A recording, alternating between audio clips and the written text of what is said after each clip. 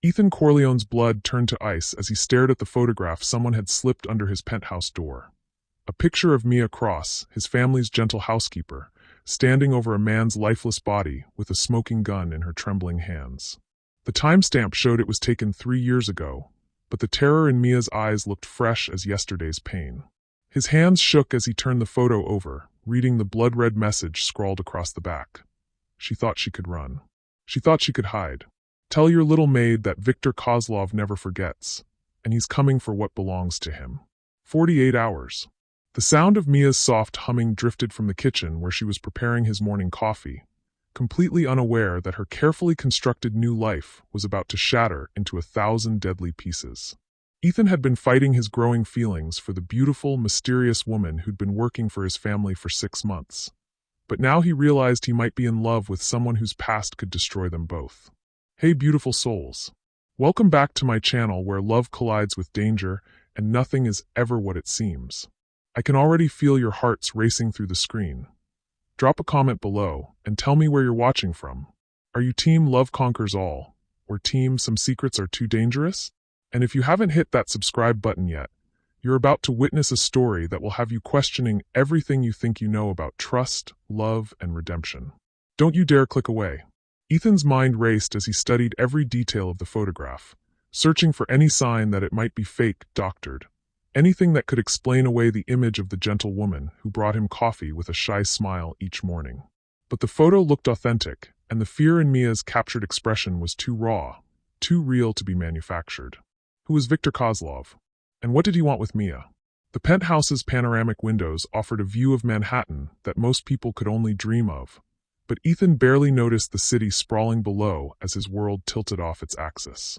At 28, he'd inherited more money than most small countries' GDP, but all his wealth felt meaningless in the face of a threat he couldn't understand or control. Mr. Ethan? Mia's voice carried from the kitchen, soft and musical with a slight accent he'd never been able to identify. Your coffee is ready, and your father called. He wants to see you in his office at 10. Ethan quickly shoved the photograph into his suit jacket pocket, his heart hammering as Mia appeared in the doorway carrying the perfectly prepared cappuccino she made for him every morning. She wore the simple black dress that served as her uniform, her dark hair pulled back in a neat bun that revealed the graceful line of her neck. To anyone else, she looked like exactly what she claimed to be, a hard-working young woman grateful for steady employment with a wealthy family. But now Ethan saw details he'd missed before. The way Mia's eyes constantly scanned exits when she entered a room. The subtle scar on her left hand that she always tried to hide. The fact that despite working for his family for 6 months, he knew almost nothing about her life before she'd answered their help-wanted advertisement. Thank you, Ethan said, accepting the coffee and trying to keep his voice normal despite the photograph burning like acid in his pocket. Mia, can I ask you something? Of course, Mr. Ethan.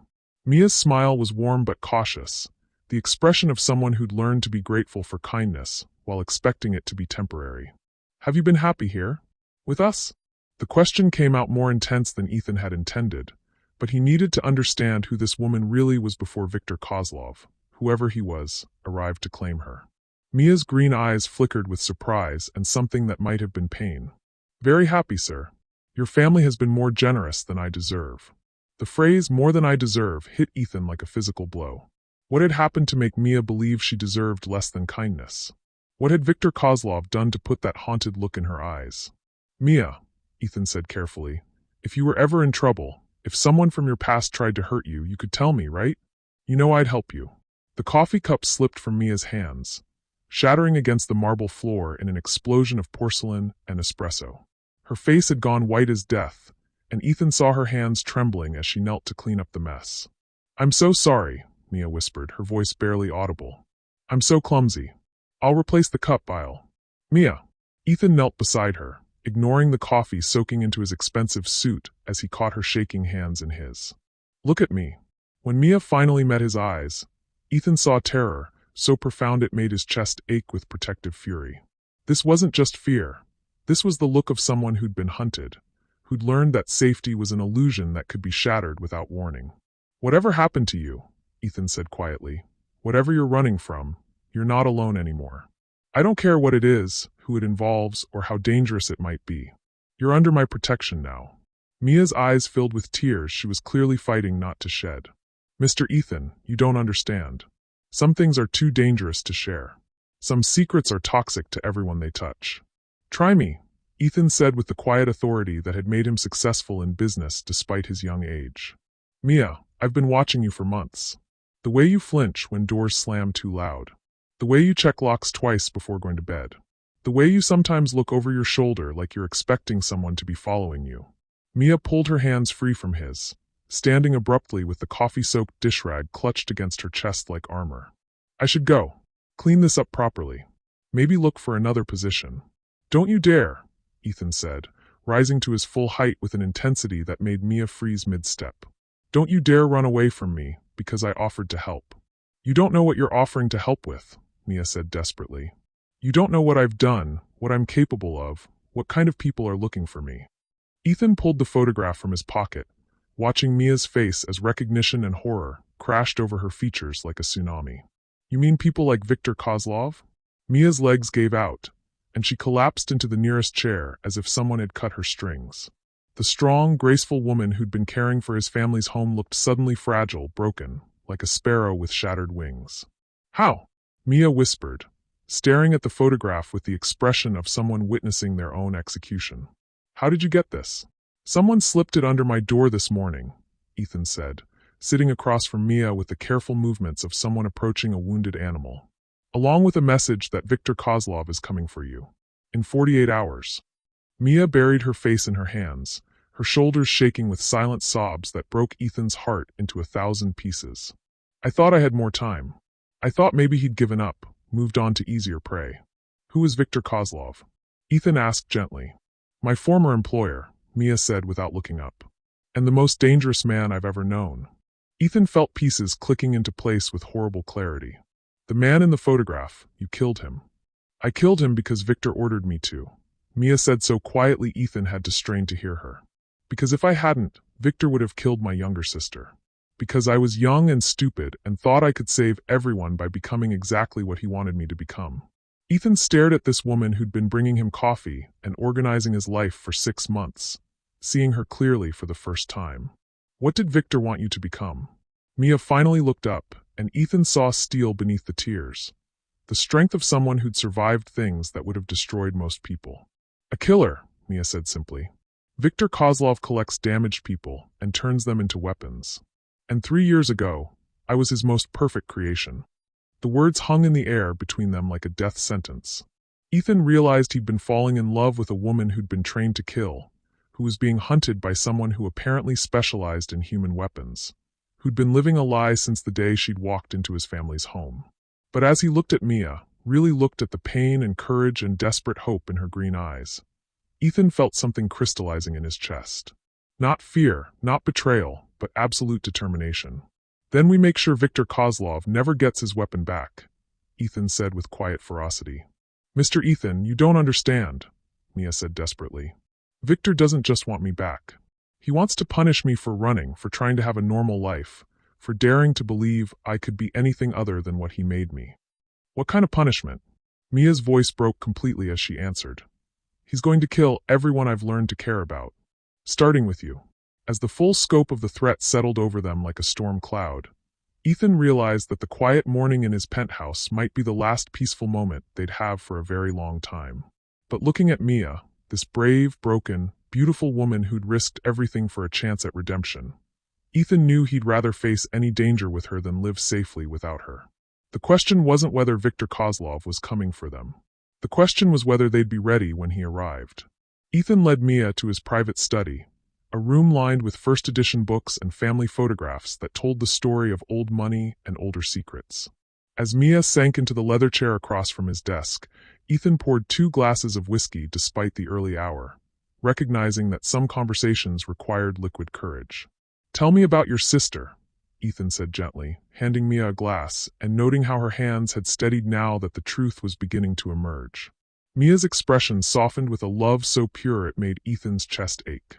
Sophia. She was 16 when Viktor found us living on the streets in Prague. Our parents had died in a car accident, and we had no relatives, no money, nowhere to go. Viktor found you? Viktor collects strays, Mia said bitterly. Children with no family, no support system, no one to ask questions when they disappear. He offered us food, shelter, education. Everything two desperate girls needed to survive. Ethan could see the pain in Mia's eyes as she continued, understanding dawning with horrible clarity. There was a price. There's always a price with Victor, Mia confirmed. At first it seemed reasonable. Sophia would attend boarding school in Switzerland, the best education money could buy, while I received specialized training for a career in international security. Specialized training, Ethan repeated, recognizing the euphemism. Combat techniques, weapons training, languages, infiltration methods, psychological manipulation. Mia listed with clinical detachment. Victor said I had natural talent, that I could help protect important people from dangerous threats. Ethan studied Mia's face, seeing the intelligence and strength that had attracted him long before he'd known her true history. When did you realize what you were really being trained for? My first assignment, Mia said quietly. Victor told me I was protecting a businessman from assassination attempts. What he didn't tell me was that I was the assassination attempt.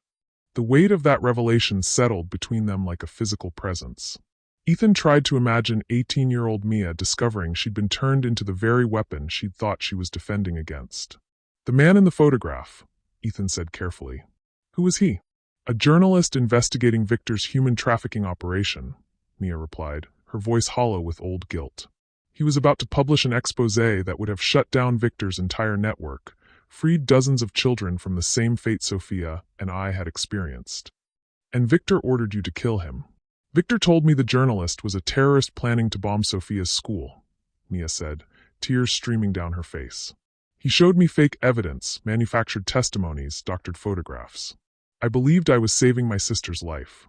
Ethan felt rage building in his chest. Not at Mia, but at the monster who'd manipulated a desperate young woman's love for her sister into a weapon of murder. How did you find out the truth? The journalist tried to tell me, Mia whispered. Even as I held the gun on him, he kept saying he was trying to help children like Sophia and me. He begged me to read his research before pulling the trigger. But you killed him anyway. I killed him because Victor had Sophia, Mia said with anguished honesty. Because even if the journalist was telling the truth, even if I was about to murder an innocent man, I couldn't risk my sister's life on uncertainty. Ethan set down his untouched whiskey and moved to kneel beside Mia's chair, taking her trembling hands in his. Mia, you were a child being manipulated by a master criminal.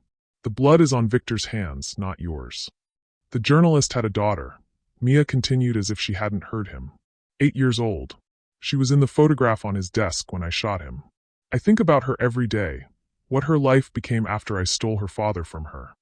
Ethan felt his heart breaking for this woman who'd been carrying guilt that belonged to someone else for 3 years. Is that why you ran from Victor? Because you learned the truth. I ran because I realized Victor would never let Sophia go, Mia said with quiet desperation. As long as I remained his weapon, he'd always have leverage over me. But if I disappeared, if Victor believed I was dead, Sophia could live a normal life, Ethan finished, understanding the sacrifice Mia had made. I staged my own death during a mission in Berlin, Mia explained. Made it look like I'd been killed in an explosion while eliminating a target. Victor held a memorial service for his beloved protege, and Sophia was finally free to attend university without being used as leverage against me.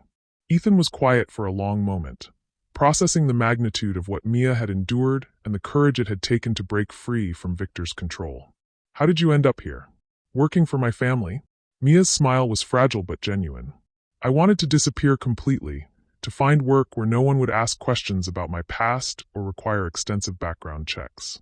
Domestic service seemed perfect, invisible, anonymous, safe. But you didn't just disappear, Ethan observed. You chose to work for us specifically. Why? Mia's cheeks flushed with embarrassment. Your family has a reputation for treating employees well, for loyalty and protection. I researched dozens of wealthy families before applying here, and yours was the only one where former staff spoke about being treated like family rather than servants.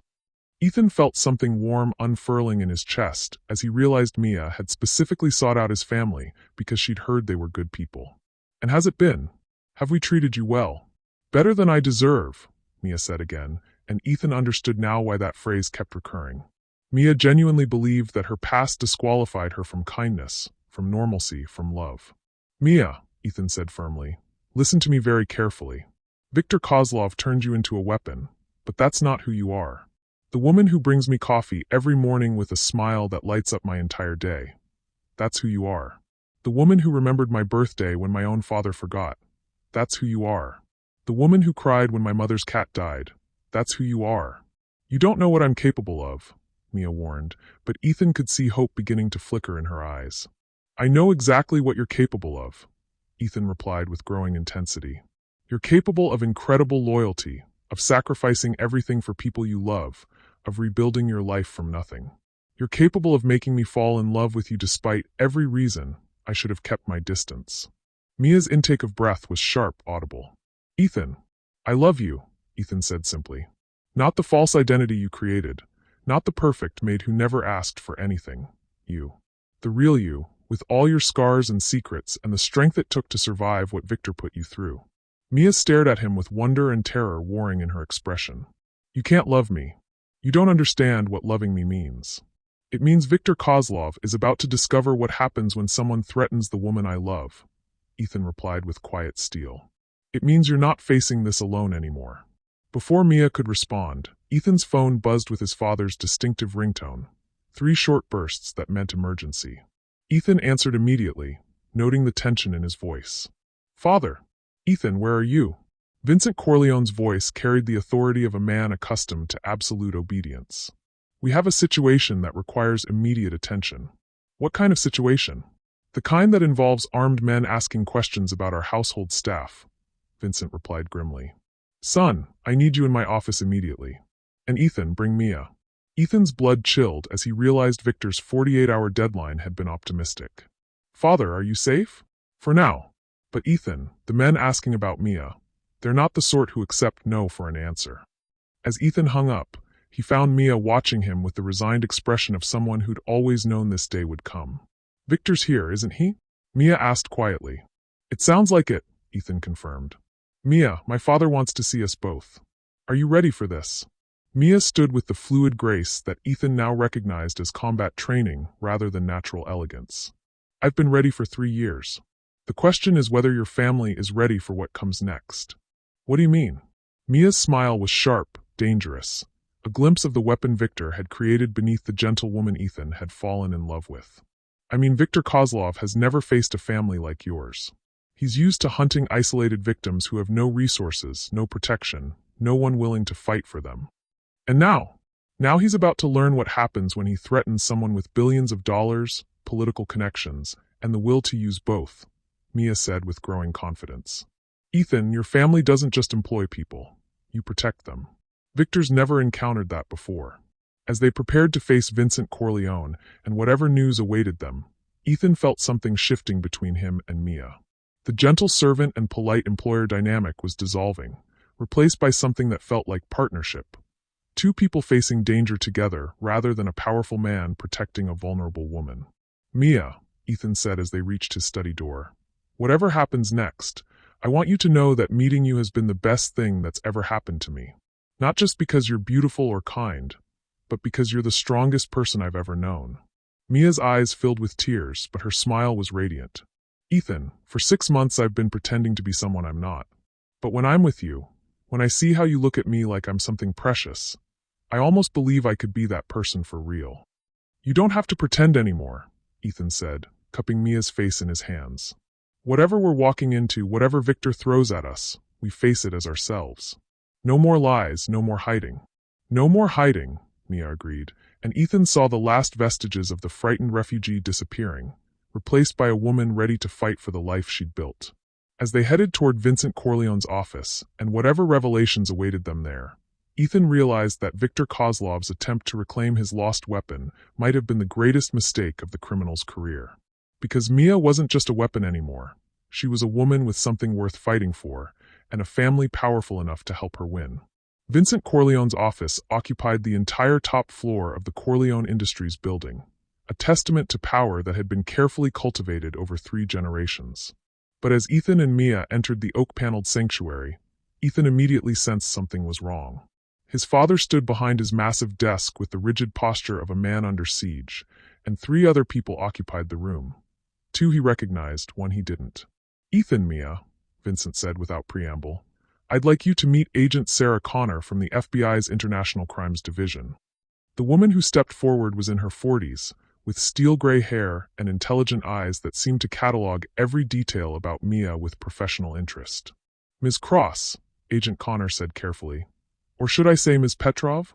Mia went rigid beside Ethan, but her voice was steady when she replied, I haven't used that name in 3 years. Because you were declared dead in Berlin, Agent Connor continued. Very convincingly, I might add. It took us months to trace the identity theft, the forged documents, the entire network that helped you disappear. Ethan felt his protective instincts flaring as he stepped closer to Mia. Agent Connor, what exactly is the FBI's interest in Mia? Viktor Kozlov, Agent Connor replied simply. We've been hunting him for 5 years, following a trail of human trafficking, assassination, and international terrorism that spans 4 continents. Ms. Petrov is the first person who's ever escaped his organization alive. Escaped and stayed hidden, added the second familiar figure, Jack Shepard, head of security for Corleone Industries and a former Navy SEAL who'd been protecting the family for over a decade. Until yesterday. What happened yesterday? Ethan demanded. Jack pulled out a tablet, showing satellite surveillance footage that made Ethan's blood freeze. 3 private jets landed at Teterboro Airport within 6 hours of each other. Passenger manifests were falsified, but our contacts identified the real travelers. 47 men with military training, specialized equipment, and one very specific objective. They're here for me, Mia said quietly. They're here to destroy you, Agent Connor corrected. Ethan, there's something you need to understand about Viktor Kozlov's methods. He doesn't just reclaim escaped assets, he makes examples of them. Public, brutal examples designed to terrify his other operatives into absolute loyalty. Vincent Corleone moved from behind his desk, and Ethan saw something in his father's expression that he'd only witnessed during their most serious business crises. Agent Connor has informed me that Victor's plan isn't just to kidnap Mia. He intends to eliminate our entire family as punishment for harboring his property. Ethan felt the world tilting around him as the scope of the threat became clear. Our entire family? Your father, your mother, your sister Elena, who's currently studying abroad, and you, Agent Connor confirmed grimly. Victor views the Corleone family's protection of Mia as an act of war against his organization. Then it's war he'll get, Ethan said with cold fury. Son, Vincent interrupted carefully, you need to understand what we're facing. Viktor Kozlov isn't just a criminal. He's a former Spetsnaz colonel with connections to Russian intelligence, private military contractors, and international arms dealers. The men he's brought to New York aren't street thugs, they're professional soldiers. Mia stepped forward, her posture straightening with visible resolve. Mr. Corleone, Agent Connor, I appreciate everything your family has done for me, but I won't let you all die because of my past. I'll surrender myself to Victor. Maybe if I go willingly. Absolutely not, Ethan interrupted fiercely. Ethan's right, Agent Connor said unexpectedly. Ms. Petrov, surrendering yourself wouldn't save the Corleone family. Victor's already committed to eliminating witnesses. Your cooperation would just make his job easier. Jack Shepard activated a wall-mounted screen showing building schematics and security protocols. We have options. The Corleone building is essentially a fortress, reinforced steel, bulletproof glass, independent power and communications systems. We could hold out here until federal reinforcements arrive. How long would that take? Vincent asked. 12 to 18 hours for a full tactical response team, Agent Connor replied. Assuming Victor doesn't have federal contacts who could delay the response. He does, Mia said quietly, drawing everyone's attention. Victor has assets in multiple government agencies, law enforcement, even military command structures. That's how he's operated for so long without being caught. Agent Connor's expression grew grim. Then we can't rely on federal backup. What about private security? Ethan asked. Our family has contracts with the best protection services in the world. Already activated, Jack confirmed. But Ethan, even our best contractors are equipped for corporate espionage and personal protection, not military assault. Victor's team could overwhelm conventional security within minutes. Mia moved to the window overlooking Manhattan, her reflection ghost-like against the afternoon sky. There's something else you all need to know. Victor doesn't just want to kill me, he wants to break me first. Public humiliation, psychological torture, forcing me to watch him murder people I care about before finishing me off. That's not going to happen, Ethan said with absolute conviction. Ethan, Mia turned from the window with tears in her eyes. You don't understand what you're up against. Victor once made me watch him torture and kill a 16-year-old boy because the boy's sister had tried to escape Victor's organization. He made me pull the trigger on the final shot to teach me about consequences. The room fell silent as the full scope of Victor's cruelty became clear. Ethan felt sick imagining what Mia had endured, what she'd been forced to become. That ends now, Vincent said with the quiet authority that had built the Corleone empire. Agent Connor, what resources can the FBI provide? Limited, Connor admitted. Victor's too well connected for us to mount an official operation on American soil without concrete evidence of imminent terrorist activity. Then we handle this privately, Vincent decided. Jack, what would you need to neutralize Victor's team? Jack studied the tactical displays with professional assessment. Honestly, sir, a miracle. We're talking about 47 trained killers with military-grade equipment versus whatever security force we can assemble in the next few hours. What if we level the playing field? Mia asked quietly. Everyone turned to look at her, and Ethan saw something shifting in Mia's expression. The gentle housekeeper fading away, replaced by someone harder, more dangerous. What do you mean? Agent Connor asked. Victor trained me to infiltrate, to gather intelligence, to eliminate targets without detection, Mia said with growing confidence. What if instead of waiting for him to come to us, we take the fight to him? Mia, no, Ethan said immediately. You're not walking into Victor's hands. Not surrender, Mia clarified, her eyes bright with strategic thinking. Reconnaissance. Victor's strength is that he operates in shadows, that his enemies never see him coming. But I know his methods, his weaknesses, his psychological profile. Agent Connor leaned forward with interest. You're talking about turning the tables. I'm talking about becoming the hunter instead of the hunted, Mia confirmed. Victor expects me to run or hide or wait for him to find me. He doesn't expect me to come looking for him first. It's too dangerous, Vincent said firmly. Even if you could locate Victor's base of operations, walking in there would be suicide. Not if I don't go alone, Mia replied, looking directly at Ethan. Victor's weakness is that he underestimates emotional attachments. He sees love as weakness, loyalty as stupidity. He won't expect Ethan to fight for me. Because billionaire sons don't usually engage in armed combat, Jack observed. This billionaire son does, Ethan said with quiet steel. Jack, what kind of training would I need to be useful in a tactical situation? Ethan, you can't be serious, Vincent protested. Father, they want to kill our family because we protected someone I love, Ethan replied with growing intensity. I'm not hiding behind security guards while Mia risks her life to save us. Agent Connor was studying Mia with professional curiosity. Ms. Petrov, what kind of intelligence could you gather if you made contact with Victor's operation? Troop strength, weapons inventory, communication protocols, extraction plans, Mia listed. Victor's methodical. He'll have detailed contingencies for every possible scenario. If I could access his operational briefings. You could find exploitable weaknesses, Jack finished with growing excitement. There's something else, Mia continued. Victor will want to talk to me before ordering my execution.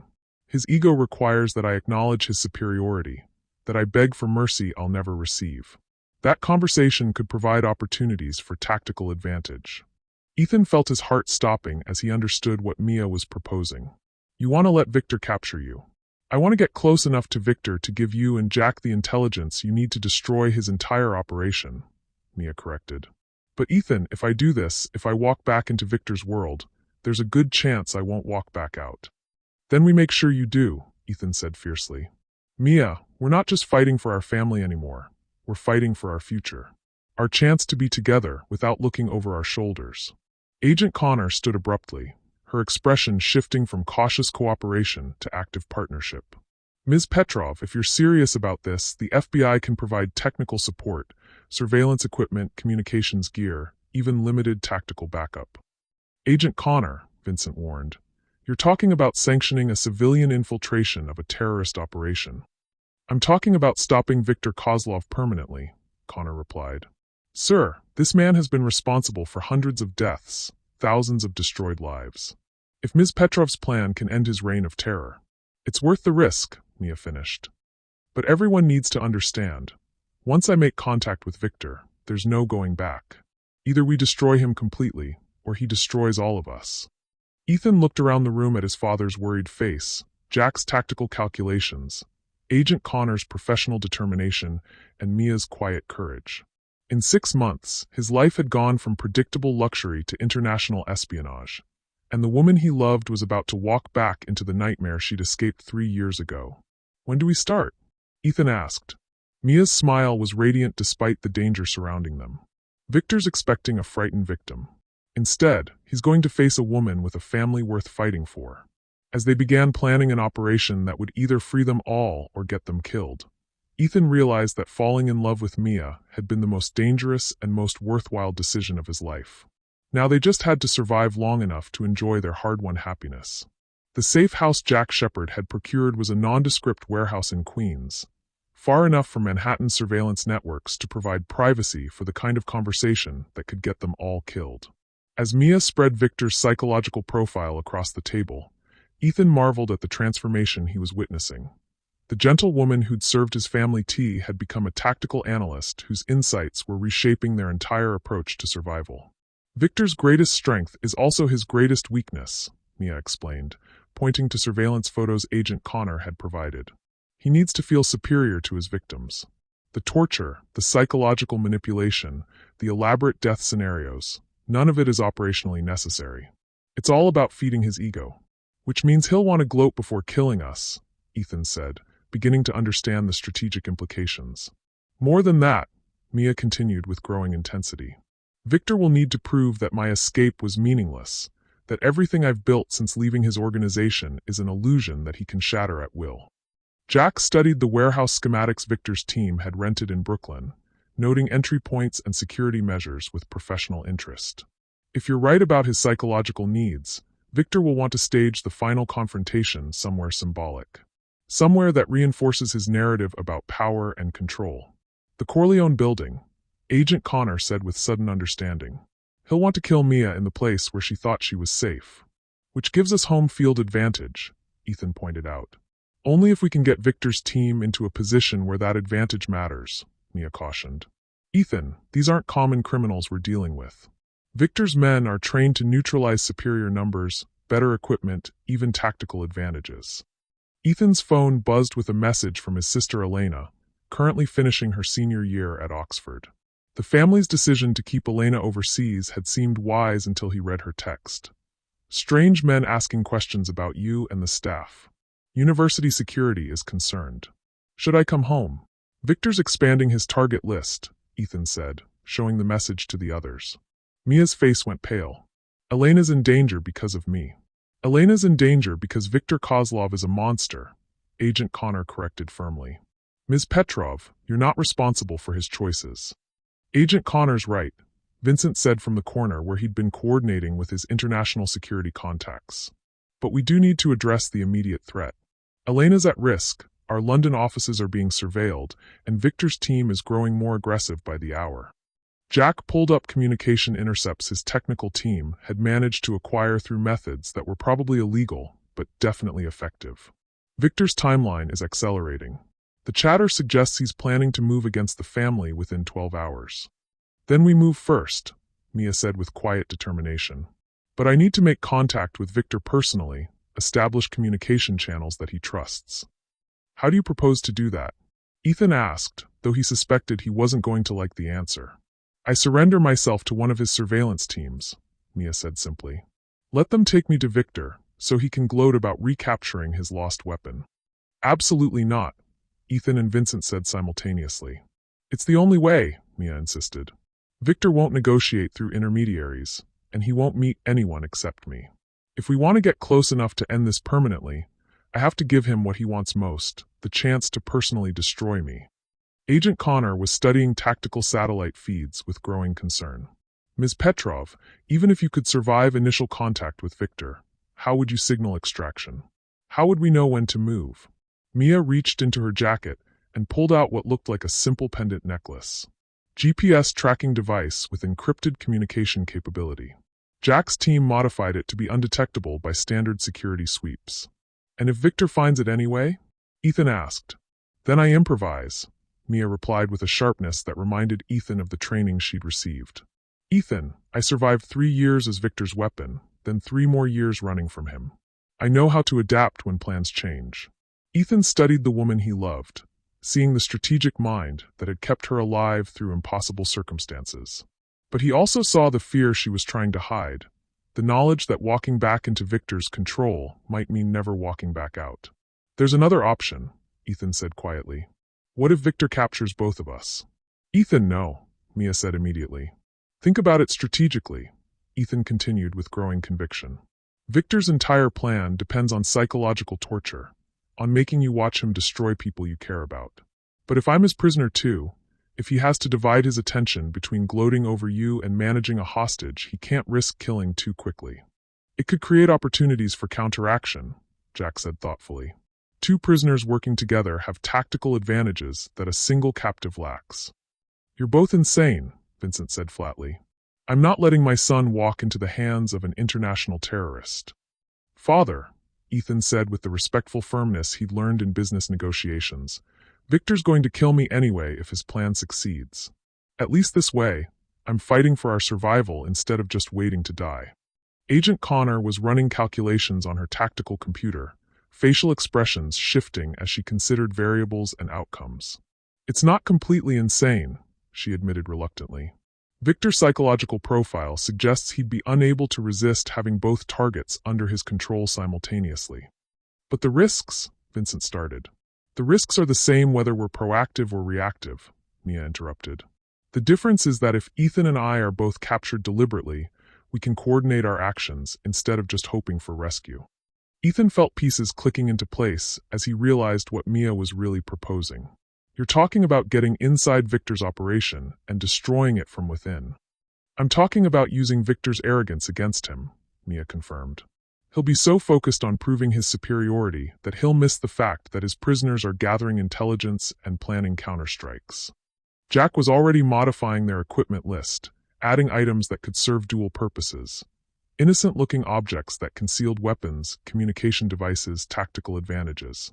If you're both going in, we'll need to establish clear extraction signals and backup protocols. What about the psychological impact? Agent Connor asked carefully. Ms. Petrov, will you be able to maintain operational effectiveness if Victor begins torturing Mr. Corleone in front of you? Mia's expression grew fierce with protective determination. Agent Connor, Victor's strength has always been that his victims loved someone he could threaten. But he's never faced victims who loved each other enough to fight back together. Are you saying our feelings for each other are a tactical advantage? Ethan asked. I'm saying that Victor understands fear, greed, desperation, and submission, Mia replied with growing confidence. But he's never understood love that makes people stronger instead of weaker. He won't know how to counter it. Vincent moved from his corner to stand beside his son, and Ethan saw something shifting in his father's expression, from protective concern to grudging admiration. Son, Vincent said quietly, if you're determined to do this, if you're really going to walk into Victor's hands to protect this family, then you're going to do it with every advantage we can provide. What do you mean? Vincent pulled out his phone and began making calls to contacts Ethan had never known existed. People with military titles, intelligence credentials, and the kind of resources that suggested the Corleone family's influence extended far beyond legitimate business. I mean, Vincent said as he coordinated what sounded like a private military operation, that Viktor Kozlov is about to discover what happens when he threatens a family with connections to people who specialize in making problems disappear permanently. Mia was staring at Vincent with amazement and growing hope. Mr. Corleone, you're talking about going to war with Victor's entire organization. I'm talking about protecting my family, Vincent replied with absolute conviction. Mia, you became part of this family the moment my son fell in love with you. And the Corleone family protects its own. As plans solidified around tactical infiltration, communication protocols, and extraction scenarios that sounded like something from a military thriller, Ethan realized that his quiet life as a billionaire's son was officially over. But looking at Mia, this incredible woman who'd survived unimaginable trauma and was now prepared to risk everything to protect the people she'd learned to love, Ethan couldn't think of any life he'd rather be living. Are you ready for this? Mia asked as they prepared to implement a plan that would either free them from Victor's threat forever or get them both killed in the attempt. I'm ready to fight for us, Ethan replied, taking Mia's hand and feeling the strength that had carried her through 3 years of hiding. Whatever happens next, we face it together. Together, Mia agreed, and Ethan saw love and determination blazing in her eyes with equal intensity. As they prepared to walk back into Viktor Kozlov's nightmare, Ethan realized that sometimes the most dangerous thing you could do was also the only thing worth doing. He was about to find out whether love really could conquer the kind of evil that had shaped Mia's past, or whether some battles were too costly to win. The abandoned subway tunnel beneath Brooklyn Heights felt like descending into hell, but Mia moved through the darkness with the confidence of someone who'd navigated worse nightmares. Beside her, Ethan matched her pace despite having no training for this kind of infiltration, his determination to protect her overriding every rational fear about what they were walking into. 200 meters ahead, Jack's voice crackled through their concealed earpieces. Victor's advance team is positioned exactly where our intelligence predicted. Mia felt her heart hammering against her ribs as they approached the moment when she'd have to become Katia Petrov again. Victor's escaped weapon, terrified and desperate, ready to be recaptured. The performance would have to be perfect, because Victor's men were trained to detect deception. "Mia," Ethan whispered as they paused before the final approach. "If something goes wrong, if this plan falls apart—" "It won't," Mia interrupted, though her voice carried more confidence than she felt. "Ethan, Victor's weakness is that he needs to feel superior to everyone around him. He'll want to savor this victory to make it last. That gives us time." "Time for what?" Before Mia could answer, footsteps echoed through the tunnel. Heavy boots, military precision, the sound of predators who'd found their prey. Mia grabbed Ethan's hand and squeezed it once, a final gesture of love and solidarity before she had to become someone else. "Stay close to me," Mia whispered. "Follow my lead. And Ethan, no matter what Victor says to you about me, about my past, remember that the woman who loves you is real." 3 figures emerged from the shadows ahead, Victor's men, recognizable by their tactical gear and the cold professionalism with which they moved. Mia forced herself to stumble, to show the fear and desperation Victor would expect from his escaped weapon. "Please," Mia called out in Russian, her voice carrying perfectly manufactured terror. "I know Victor wants to see me. I'm ready to come home." The lead operative, a scarred man Mia recognized as Dmitri, Victor's personal enforcer, studied her with suspicious eyes before his gaze shifted to Ethan. "The American comes too," Dmitri said in accented English. "Victor wants to meet the man who corrupted his perfect weapon." "I corrupted nothing," Ethan said with convincing anger. "Mia came to us seeking employment, nothing more." Dmitri's laugh was like broken glass. "Victor will enjoy educating you about your maid's true nature, Mr. Corleone. The things she's done, the blood on her hands. When you learn what she really is, you'll beg Victor to kill her quickly." Ethan's response was exactly what a protective lover would say. "You're lying." "Am I?" Dmitri signaled his men, who moved to restrain both Ethan and Mia with the efficiency of professionals. "Tell me, Mr. Corleone, has your gentle maid ever mentioned the orphanage in Prague? The 12 children she eliminated because they witnessed an operation they shouldn't have seen." Mia felt Ethan's shock even through her own horror as Dmitri's words hit home. The orphanage. The mission she'd tried to forget. The night that had finally broken her faith in Victor's lies about protecting innocence. "That's not," Ethan started to say, but Mia caught his eyes and gave an almost imperceptible shake of her head. Whatever Dmitri thought he knew about Prague, the truth was far more complex and painful than simple murder. "Save your protests," Dmitri said as his men secured zip-tie restraints around their wrists. "Victor will explain everything before he kills you both. He's very thorough in his final conversations." As they were led deeper into the tunnel system toward whatever hell Victor had prepared, Mia's mind raced through the implications of Dmitri's words. Victor was using her past against Ethan, trying to poison their relationship before the final confrontation. But there were details in Dmitri's account that were wrong. Details that suggested Victor's version of the Prague mission was as false as everything else he'd told her. "This way," Dmitri ordered, guiding them through a maintenance door that opened onto what had once been a subway platform. But instead of abandoned transit infrastructure, they found themselves facing a sophisticated tactical command center that would have impressed military professionals. "My God," Ethan breathed, taking in the banks of computers, surveillance monitors, and weaponry that filled the underground space. "Victor's mobile headquarters," Mia explained quietly. "He can set up a full operational base anywhere in the world within 48 hours. The platform's far end had been converted into what looked like a war room, complete with strategic displays showing the Corleone family's movements, building schematics, and what appeared to be a detailed timeline for systematic elimination of targets.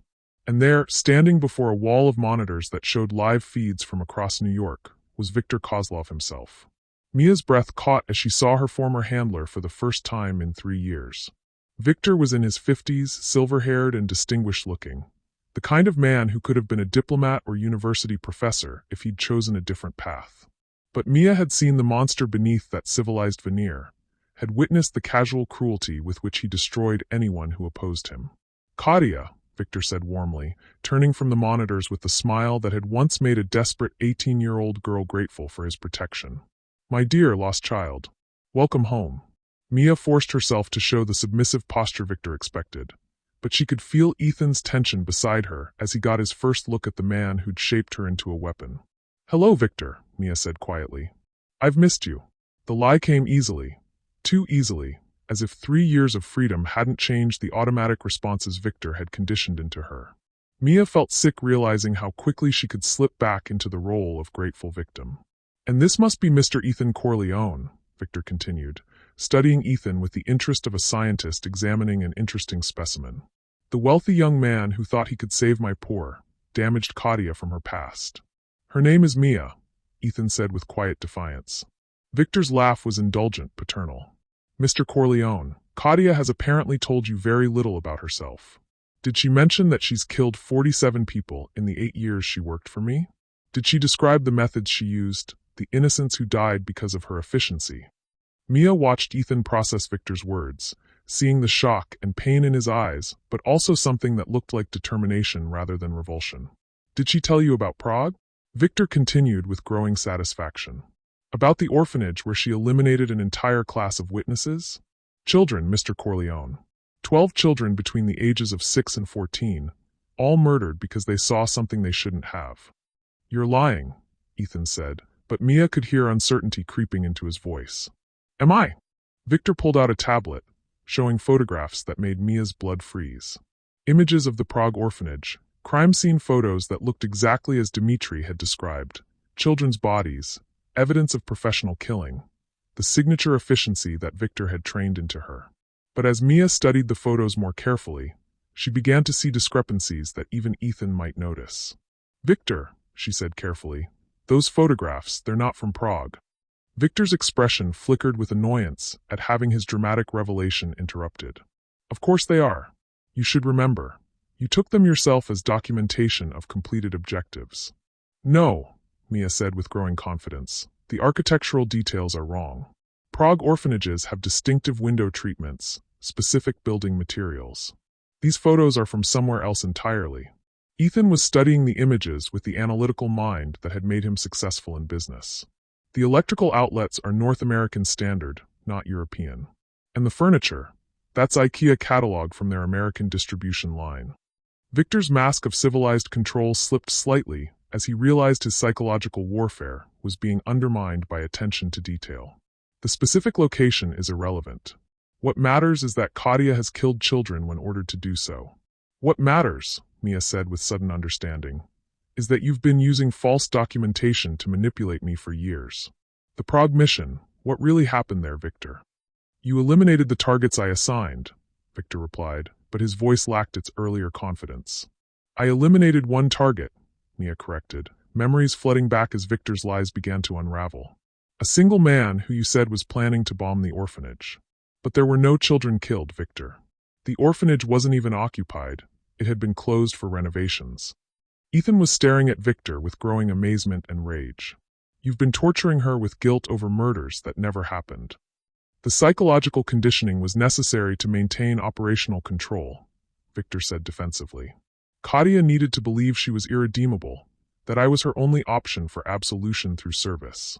Mia felt 3 years of carefully maintained guilt and self-hatred cracking apart as she realized the scope of Viktor's manipulation. "The photographs you showed me after every mission, the innocent victims, the collateral damage, none of it was real?" "Some of it was real," Viktor admitted with the casual cruelty that had defined their entire relationship. "But the details were enhanced for maximum psychological impact." The revelation hit Mia like a physical blow, but instead of devastation, she felt fury building in her chest. You made me believe I was a monster. You made me think I'd killed children, that I was beyond redemption, that I deserved nothing better than being your weapon. It was effective conditioning, Victor replied without remorse. You became my most perfect operative because you believed you had nothing left to lose. And now? Ethan asked with dangerous quiet. Victor's smile returned as he gestured toward the tactical displays surrounding them. Now Claudia learns that freedom was always an illusion. Mr. Corleone, your family will be eliminated within the next hour. Your father, your mother, your sister in London. Claudia will watch each death, knowing that her attempt to escape caused their suffering. Except, Mia said with growing confidence, I'm not the broken weapon you think I am anymore. Victor, you made one crucial mistake in your psychological conditioning. What mistake? Mia looked at Ethan, drawing strength from the love and acceptance she saw in his eyes. You never taught me what real love looked like. You never showed me what it meant to be valued for who I am instead of what I can do. So when I found him, I became stronger instead of weaker. Victor's expression darkened as he began to understand that his perfect weapon was no longer under his control. Strength built on emotion is weakness, Claudia. I'll prove it to you by making you watch your lover die slowly while you're powerless to stop it. You're welcome to try, Ethan said with steel in his voice. But Victor, you've made your own mistake. You assumed Mia was alone, unprotected, that love made her vulnerable. And instead, Victor asked with growing unease. Instead, came a new voice from the platform entrance. She's part of a family that protects its own. Everyone turned to see Vincent Corleone emerging from the shadows, flanked by Agent Connor and a tactical team that definitely wasn't FBI standard issue. Behind them came Jack Shepard with enough firepower to level the entire underground complex. Hello, Victor, Vincent said with the quiet authority that had built an empire. I believe you've been threatening my family. That was your mistake. As chaos erupted around them and Victor realized his perfect trap had become his own destruction, Mia felt the last chains of her past breaking apart. She wasn't Claudia Petrov, the broken weapon, anymore. She was Mia Corleone, the woman who'd found a family worth fighting for. And Victor was about to learn what happened when you threaten people who refuse to be victims. The underground platform erupted into chaos as Victor's men opened fire on Vincent's tactical team, muzzle flashes lighting up the abandoned subway station like deadly fireworks.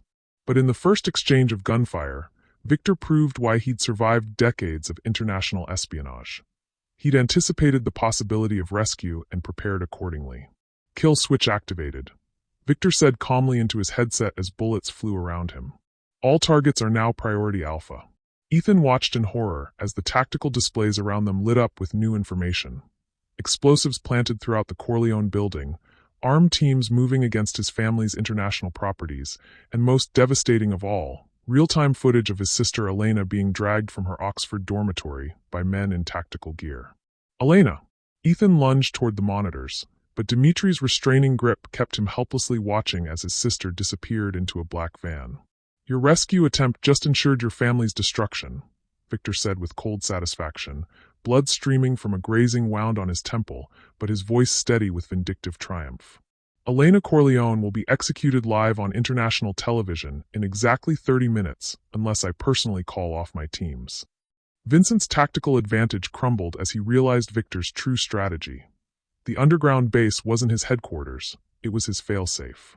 A place designed to turn any rescue attempt into a hostage situation where Victor held all the leverage. Stand down, Vincent shouted to his team as Victor's men took defensive positions behind equipment that would make them nearly impossible to dislodge without massive casualties. Everyone stand down. Agent Connor's face was grim as she assessed the tactical situation. Sir, if we withdraw now, Victor escapes with his hostages. If we advance, the girl dies. Not just the girl, Victor corrected pleasantly.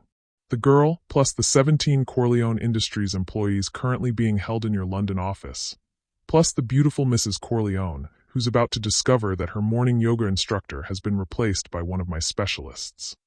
Mia watched the monitors with growing horror as she realized Victor's escape from Prague 3 years ago hadn't been a failure. It had been preparation for this exact scenario. While she'd been learning to make coffee and organize schedules, Victor had been mapping every person her new family cared about, identifying vulnerabilities that could be exploited when she was finally found. "This is what failure costs, Katia," Victor said softly, moving to stand beside her with the casual confidence of someone who'd just checkmated his opponents. "Your selfishness, your desire for a normal life, your pathetic belief that love could overcome conditioning. All of it has led to this moment where everyone you care about pays the price for your betrayal." Ethan felt something breaking inside his chest as he watched his sister's terrified face on the monitor. But more devastating was seeing Mia collapse under the weight of guilt Victor was heaping on her shoulders. "Please," Mia whispered, and Ethan heard the broken 18-year-old girl she'd once been emerging in her voice. "Victor, please don't hurt them. Take me, kill me, do whatever you want, but let the Corleone family go."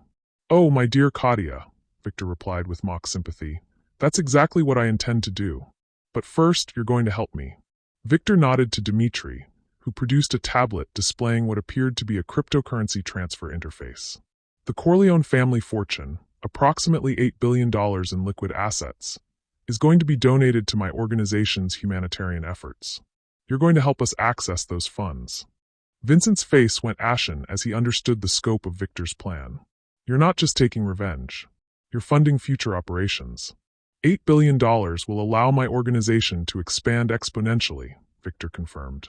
"More children rescued from the streets, more operatives trained to serve global security interests, more opportunities to shape world events according to rational rather than emotional considerations." "You mean more people turned into weapons," Ethan snarled.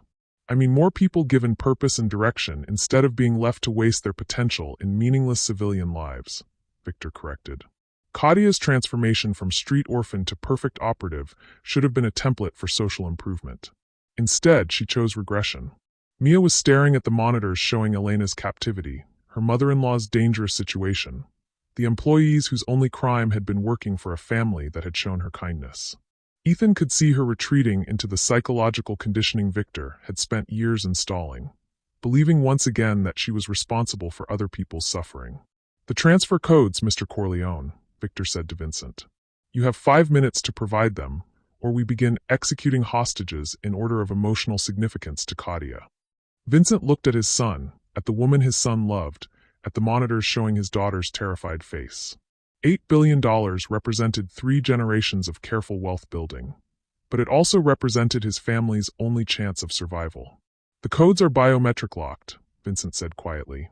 "They require both my authorization and Ethan's." "How convenient," Victor smiled. "Katia will assist in extracting that authorization." Dimitri handed Mia a device that looked like a medical instrument, electrodes, wires, and a control unit that made Ethan's blood freeze as he recognized torture equipment. "No," Ethan said immediately. "Mia, don't touch that thing. Your girlfriend has extensive experience with persuasion techniques," Victor said conversationally. During her training, Katia became quite skilled at extracting information from reluctant subjects. It seems fitting that she should use those skills on her lover. Mia held the torture device with hands that shook visibly, her face pale with the memories Victor was deliberately triggering. "I can't. Victor, please, I can't hurt him." "You can and you will," Victor replied with absolute certainty. "Because every minute you delay, another hostage dies. Shall we start with Elena? Or perhaps Mrs. Corleone would be more motivating." On the monitors, Elena's captors had positioned her in front of a camera with a timer counting down from 4 minutes and 30 seconds. The message was clear: cooperate or watch Ethan's sister die on live television while the world witnessed the Corleone family's destruction. "Mia," Ethan said quietly, "look at me." When Mia finally met his eyes, Ethan saw the woman he loved warring with the weapon Victor had created. 2 identities struggling for control over actions that would determine everyone's fate. "Whatever you have to do to save our family," Ethan said with absolute conviction. "I trust you. I love you. And I know that the woman who brings me coffee every morning will find a way to get us all out of this alive." Victor laughed at what he interpreted as romantic delusion. "Mr. Corleone, your faith in love's triumph is touching but irrelevant. Katia will torture you because I've trained her to follow orders, because she knows the consequences of disobedience, and because she's stronger than you ever imagined possible," came a new voice from the platform's darkest corner. Everyone turned to see a figure emerging from the shadows. A young woman with dark hair and Victor's pale blue eyes, moving with the same lethal grace that had characterized Mia's transformation. But unlike Mia's careful control, this newcomer radiated barely contained fury. Hello, Victor. The woman said in accented English that matched Mia's precisely. Did you miss me? Mia's face went white with shock and disbelief. Sophia? Hello, sister. Sophia Petrov replied with a smile that held no warmth whatsoever. I've been looking forward to our reunion for 3 years. Victor's tactical advantage crumbled as he realized his perfect plan had a variable he'd never anticipated. The sister he'd thought was safely controlled in Switzerland had somehow found them. Sophia, Victor said with the careful tone of someone addressing a dangerous animal. You should be at university. How did I track you to New York? Sophia interrupted with cold amusement. How did I locate this underground base? How did I get past your security teams? Sophia's smile grew sharper as she revealed the truth that shattered Victor's understanding of his own operation. Because for 3 years, while you've been hunting Katia, I've been hunting you. Learning your methods, mapping your organization, turning your own people against you. Sophia's voice carried the same steel that had characterized Mia's transformation, but without any of the warmth that love had taught her. You see, Victor, Sophia continued with growing confidence, you made one crucial mistake when you used me as leverage against my sister. You assumed that gratitude for my education would ensure my loyalty. You never considered that learning about the world would teach me to recognize a monster. The tactical situation was shifting as Sophia's arrival changed everyone's calculations, but the timers on the monitors continued counting down toward Elena's execution and the destruction of everyone Mia had learned to love. Sisters reunited, Victor said, regaining his composure with visible effort. How touching. But Sophia, your sister's new family dies in 3 minutes unless she cooperates with my requirements. Actually, Sophia replied with deadly calm, they don't. Sophia pulled out what looked like a smartphone, but the display showed technical readouts that made Agent Connor's eyes widen with recognition. Military-grade signal jamming device, Sophia explained conversationally. Every communication between your teams and this command center has been severed for the past 10 minutes. Your kill orders never reached their targets.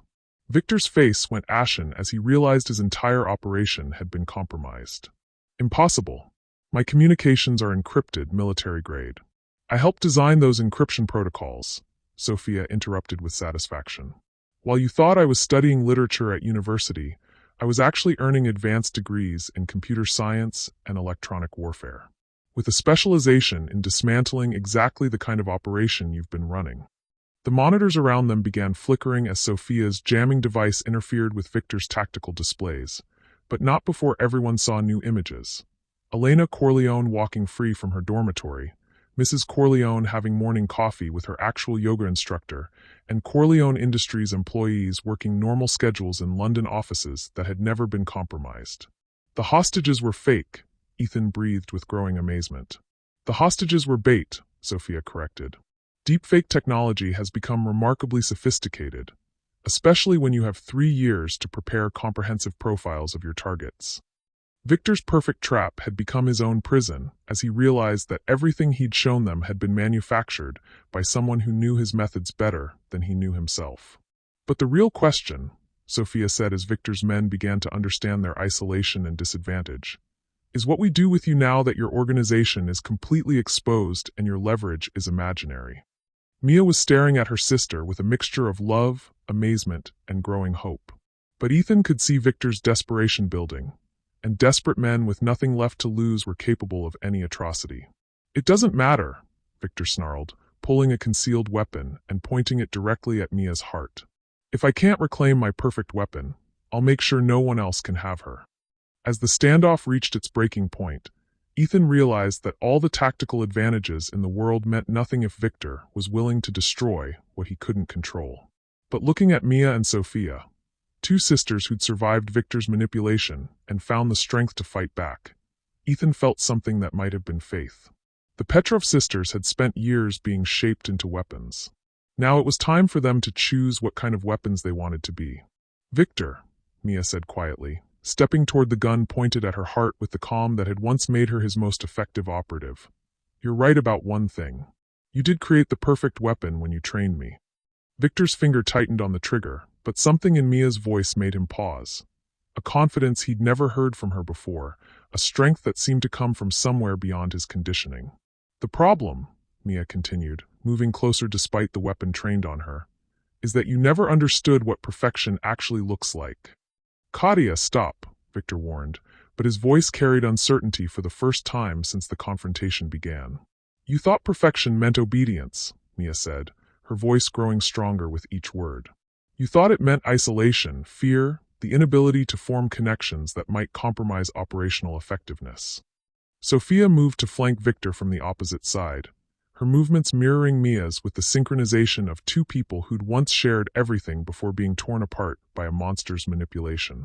But real perfection, Sophia said, picking up her sister's thread with seamless precision, means having something worth fighting for instead of just something to fear losing. Real perfection, Mia continued, means loving someone enough to become stronger instead of weaker, to fight alongside them instead of for them. Victor's weapon swung between the two sisters as he tried to track threats from multiple directions, but Ethan could see his tactical advantage dissolving as the Petrov sisters demonstrated coordination that had nothing to do with training and everything to do with love. You made one crucial error in your psychological assessment, Victor, Mia said with growing confidence. You assumed that Ethan's love for me made us both vulnerable. But love doesn't create weakness when it's built on truth instead of manipulation. Love creates strength, Sophia added, when it's chosen freely instead of coerced through threat. Love creates family, Ethan said, finally understanding his role in the confrontation, when it includes everyone instead of excluding those who don't serve your purposes. Vincent stepped forward with the authority that had built an empire, but his voice carried paternal warmth rather than business intimidation. Victor, you've spent years breaking families apart to create isolated weapons. But you never learned what happens when those weapons find their way back to each other. Agent Connor was coordinating with her tactical team, but she'd holstered her weapon as she realized the real confrontation was psychological rather than physical. Mr. Kozlov, your operation is completely compromised. Every safe house, every asset, every contact. We've been mapping your organization while you've been focused on revenge. 3 years of preparation, Jack Shepard added with professional satisfaction. While you've been hunting Mia, we've been hunting you. Victor's face cycled through emotions, rage, disbelief, and finally something that might have been fear as he realized he was completely surrounded by people who'd turned his own methods against him. This is impossible, Victor said, but his voice lacked conviction. I don't lose. I don't make mistakes. I don't. You don't understand love, Mia interrupted gently. Victor, everything you taught me about strength, strategy, and survival, I used all of it to build something you could never imagine. A family that chooses to protect each other instead of being forced to serve someone else's agenda. You taught me to analyze weaknesses and exploit them, Sophia added. So I analyzed your weakness, the need to control everything through fear, and I spent 3 years turning your own organization against you. You taught me that information is power, Ethan said with growing confidence. So I learned everything about your methods, your history, your psychological profile. You're not a mastermind, Victor. You're a broken man who creates broken people because you can't bear the thought of healing. Victor's weapon trembled in his grip as the foundation of his entire identity crumbled around him.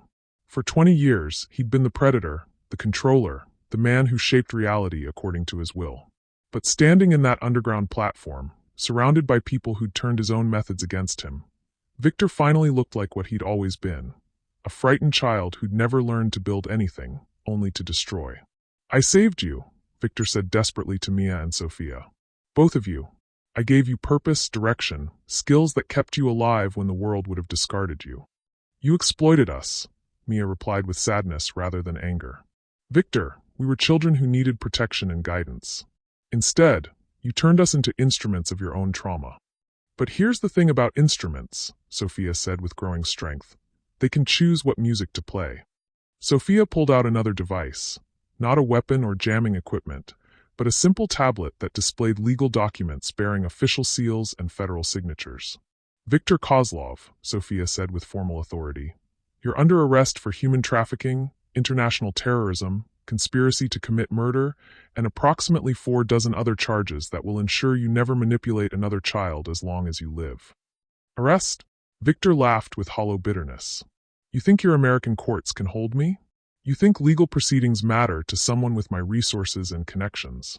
Actually, Agent Connor stepped forward with handcuffs that looked far too ordinary for the momentous occasion. We think 23 governments working together can hold you. Victor, your resources have been testifying against you for months. Your connections have been providing evidence of your crimes in exchange for immunity deals. Sophia's been very thorough, Vincent added with obvious pride in the young woman who'd chosen to protect his family. Every person you've used, every favor you've called in, every secret you thought provided leverage, it's all been turned against you. Victor's face went through one final transformation as the scope of his defeat became clear. Not just tactical failure, but complete exposure of everything he'd spent decades building. You destroyed my life's work, Victor said with quiet devastation. We saved dozens of children from becoming weapons, Mia corrected gently. Victor, your life's work was trauma. What we destroyed was a machine that created more victims like us. And what we built, Ethan said, moving to stand beside Mia with absolute conviction, is something you never imagined possible. A family that chooses love over fear, truth over manipulation, healing over revenge. As Agent Connor secured Victor in restraints and began reading rights he'd never respected when dealing with his own victims, Mia felt the last chains of her past finally breaking away. It's over, Sophia said, embracing her sister for the first time in 3 years. Katia, it's finally over. Not Katia, Mia replied with a smile that transformed her entire face.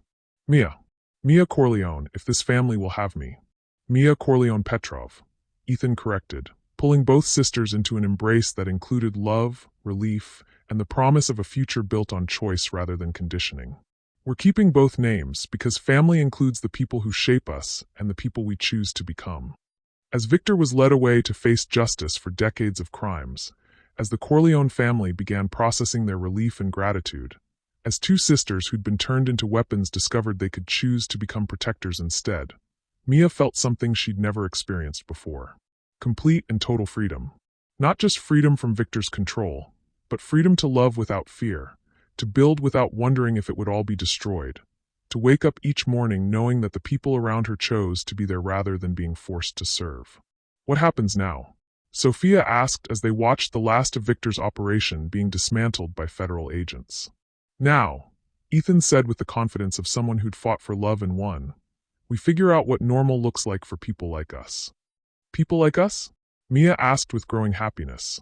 People who've survived the impossible and decided to use that strength to protect others instead of serving ourselves, Ethan replied. People who know that the best families are the ones we choose rather than the ones we're born into. As they prepared to emerge from the underground nightmare that had defined Mia's past and step into the daylight of a future they could build together, Mia realized that Victor had been wrong about everything that mattered. Love wasn't weakness. Love was the strongest force in the universe. And sometimes, just sometimes, love really could conquer anything. Even the monsters that tried to convince us we were monsters too. 6 weeks later, Mia stood in the Manhattan courthouse wearing the simple blue dress Ethan had bought for her first court appearance as a witness rather than a victim. But today wasn't about Victor's sentencing, that had been concluded with multiple life sentences 2 weeks ago. Today was about something far more important to their future. Maria Sofia Petrov, the federal judge said with the gravity befitting such a momentous occasion, by the power vested in me by the United States government, I hereby grant your petition for legal name change. You are now officially Mia Corleone. Ethan squeezed Mia's hand as applause erupted from the gallery where their chosen family had assembled. Vincent and Elena Corleone, Sophia, who was considering her own name change, Agent Connor, Jack Shepard, and even some of Victor's former victims who'd found freedom through the investigation Sophia had orchestrated. But for Mia, the most important witness was Sarah Cross, the elderly woman who'd hired her as a housekeeper 6 months ago and who'd somehow become the grandmother she'd never had. Sarah's eyes were bright with tears of joy as she watched the young woman she'd welcomed into her home officially become part of the family that had saved her. Congratulations, Mrs. Corleone, the judge continued with a rare smile. Though I understand this is just the first legal proceeding on today's agenda. Mia felt her heart racing as Ethan led her from the name change courtroom to the marriage license office where another judge waited. A friend of Vincent's who'd agreed to perform their wedding ceremony with the kind of security that would make presidential inaugurations look casual. Are you ready? Ethan asked as they paused outside the office where their lives would officially merge. I'm ready for everything, Mia replied with the confidence of someone who'd faced her worst nightmares and emerged stronger. Family, marriage, whatever comes next. I'm ready for all of it, The ceremony was small but perfect, just immediate family and the people who'd risked everything to make this moment possible. Sophia served as Mia's maid of honor, her presence a daily reminder that some bonds couldn't be broken by any amount of manipulation or threat. Vincent walked Mia down the aisle since her own father couldn't, tears streaming down the face of a man who'd built an empire, but considered gaining a daughter his greatest achievement.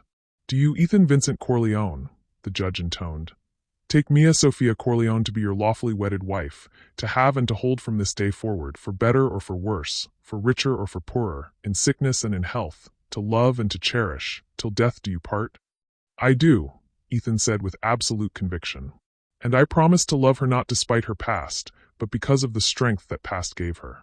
I promise to build a future with her that honors both who she was and who she's chosen to become." "Do you, Mia Sophia Corleone," the judge continued, "take Ethan Vincent Corleone to be your lawfully wedded husband, to have and to hold from this day forward, for better or for worse, for richer or for poorer, in sickness and in health, to love and to cherish, till death do you part?" "I do," Mia said through tears of joy. "And I promise to love him not because he saved me, but because he saw who I really was even when I'd forgotten myself. I promise to be worthy of a family that chose love over fear, truth over safety, hope over certainty." As they exchanged rings, simple bands inscribed with coordinates marking the exact spot where they'd first confessed their love for each other, Mia felt the last pieces of her fractured identity clicking into place.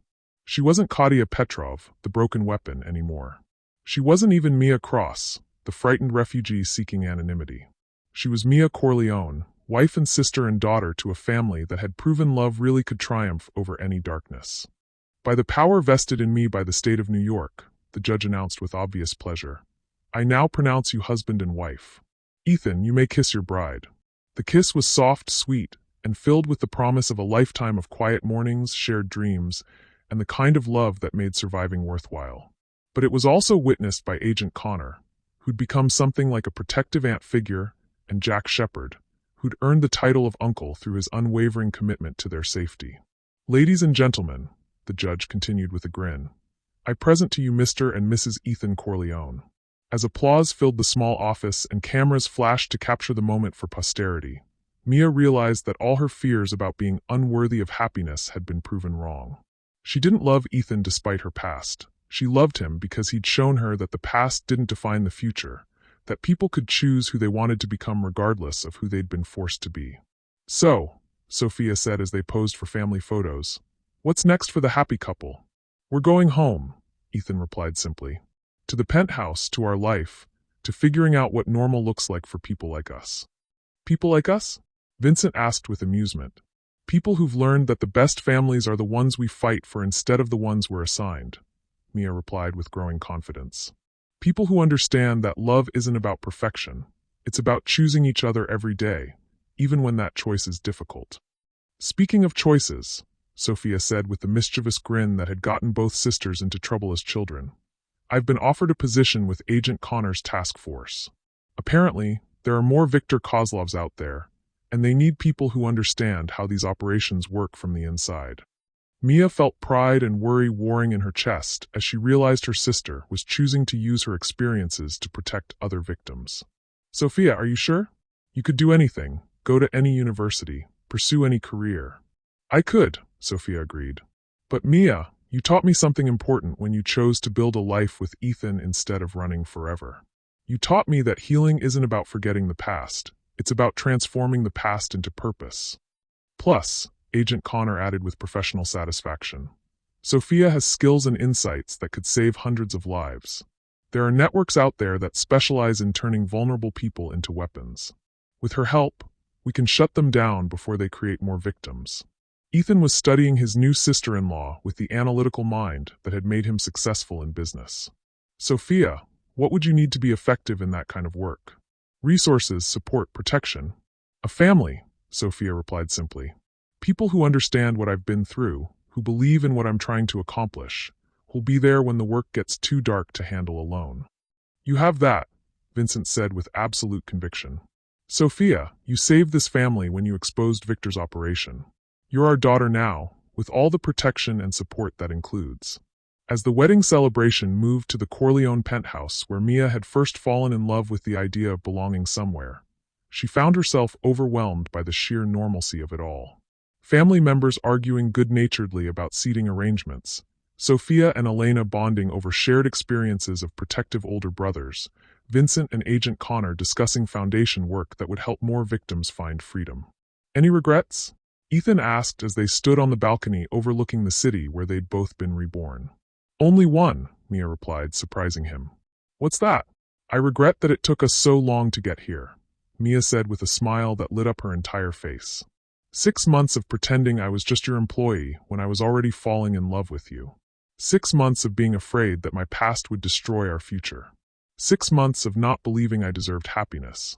And now I understand that happiness isn't something you deserve. It's something you build day by day, choice by choice, with people who see the best in you even when you can't see it yourself. As the sun set over Manhattan, painting the city in shades of gold and promise, Ethan and Mia danced on their balcony to music only they could hear. Below them, the city pulsed with 8 million stories of people trying to find connection, meaning, love in a world that often seemed designed to prevent all three. "What do you think happens next?" Mia asked as they swayed together in the gathering twilight. "I think," Ethan said, spinning her gently in his arms, "that we wake up tomorrow in our home as ourselves, with a family that loves us and work that matters and the rest of our lives to figure out what else we want to build together." "A family of our own someday?" Mia asked with shy hope. "As many children as you want," Ethan confirmed with absolute conviction. "Children who'll grow up knowing they're loved unconditionally, who'll understand that family means protection and support and the freedom to become whoever they choose to be. Children who'll never be afraid that love means control," Mia added with fierce determination. "Children who'll know that the best strength comes from loving people enough to fight for them," Ethan agreed. As they kissed under the stars emerging over their city, Mia felt the last shadows of her past finally lifting away. Victor was in prison, his organization dismantled, his victims free to build new lives. Sophia was using her experiences to protect others. The Corleone family had gained 2 daughters who'd proven that love really could triumph over any darkness. And Mia was finally, completely, joyously free to be exactly who she chose to be. Not a weapon, not a victim, not someone defined by her past or limited by someone else's vision of who she should become. Just Mia Corleone, wife, sister, daughter, and living proof that sometimes the most beautiful stories begin when we find the courage to trust that we're worthy of love. 1 year later, Mia stood in the nursery of their Connecticut home, gently rocking 6-month-old Vincent Sophia Corleone while watching her husband assemble what appeared to be the most complicated crib ever manufactured. The baby, named for both grandfathers and Sophia, who'd become the most devoted aunt in history, gurgled contentedly as Ethan muttered increasingly creative combinations of words that definitely weren't appropriate for little ears. "Language, Mr. Corleone," Mia teased, using the formal address that had marked the beginning of their relationship but now carried nothing but love and playful familiarity. "This instruction manual was clearly written by someone who's never actually assembled furniture," Ethan replied, holding up a diagram that bore no resemblance to the pieces scattered across their nursery floor. "I'm beginning to think the manufacturer considers this a form of psychological torture." Mia laughed, the sound still surprising her with its complete lack of fear or reservation. A year of marriage had taught her that happiness could be found in the smallest moments. Morning coffee shared in comfortable silence, late-night conversations about dreams and fears, the simple pleasure of watching the man she loved struggle with baby furniture while wearing paint-splattered jeans and a Princeton t-shirt. "Uncle Ethan needs help," Sophia announced from the doorway, carrying a toolbox that suggested she'd been monitoring the situation with professional interest. "Also, Vincent wanted me to tell you that the new security system passed all tests, and the safe room is officially baby-proofed."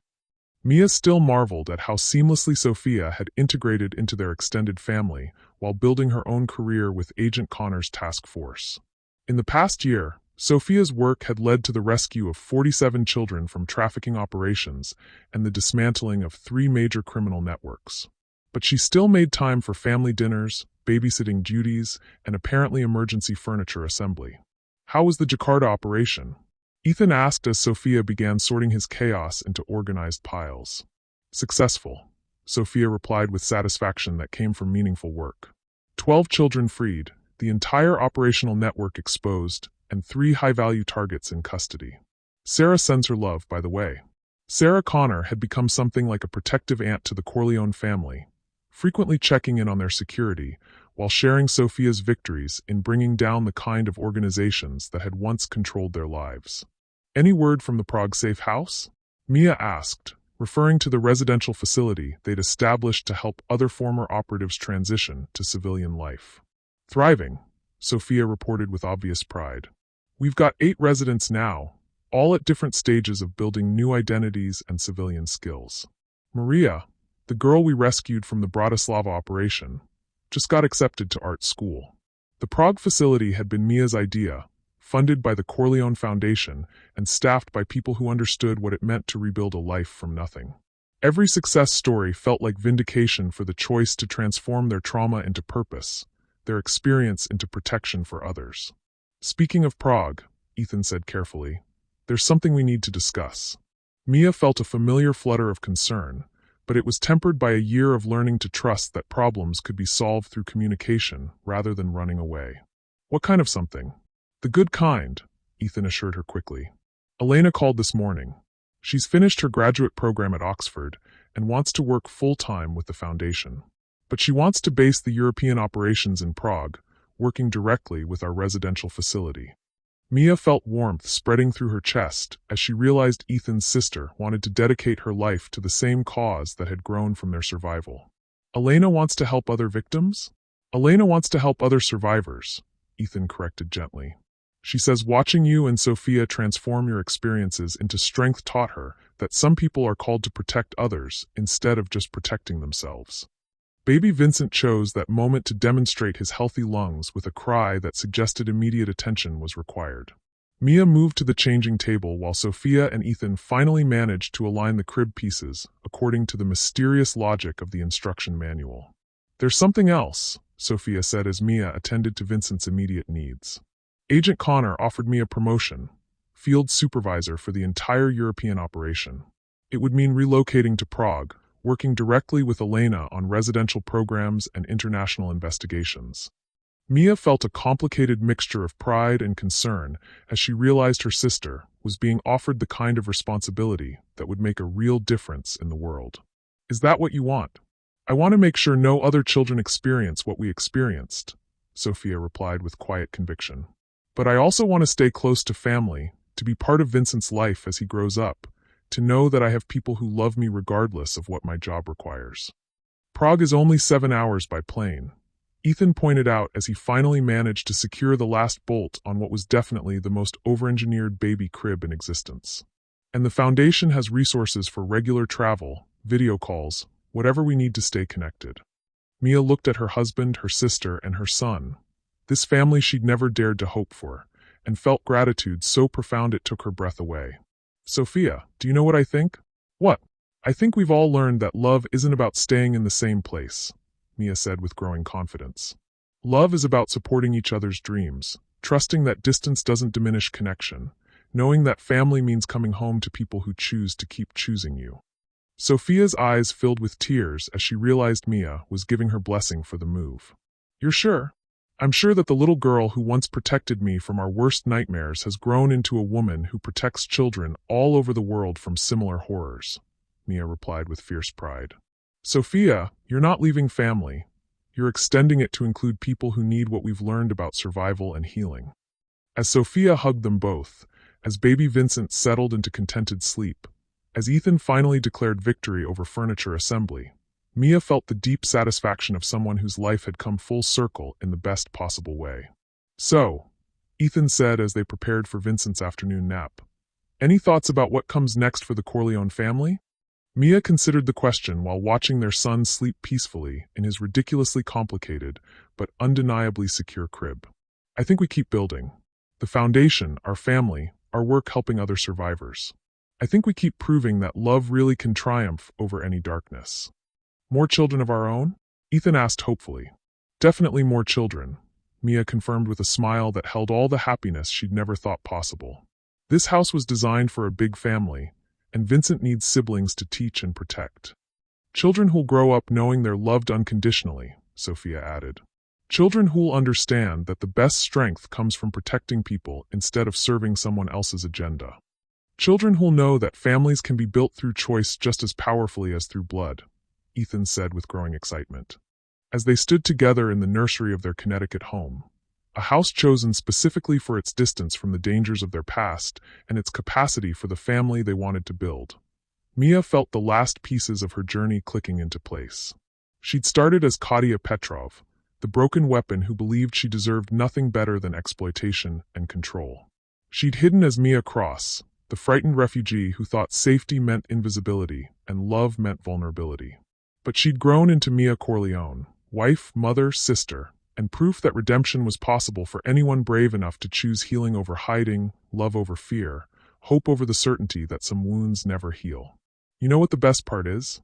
Mia asked as they watched Vincent sleep, surrounded by love and safety and the promise of a future built on choice rather than circumstances. What's the best part? Ethan asked.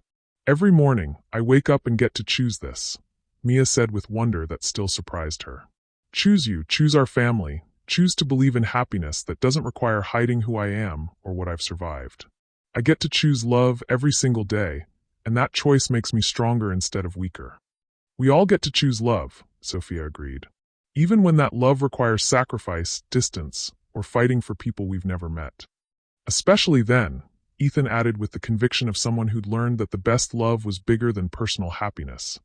It was love that expanded to include anyone who needed protection, support, or simply the knowledge that they weren't alone.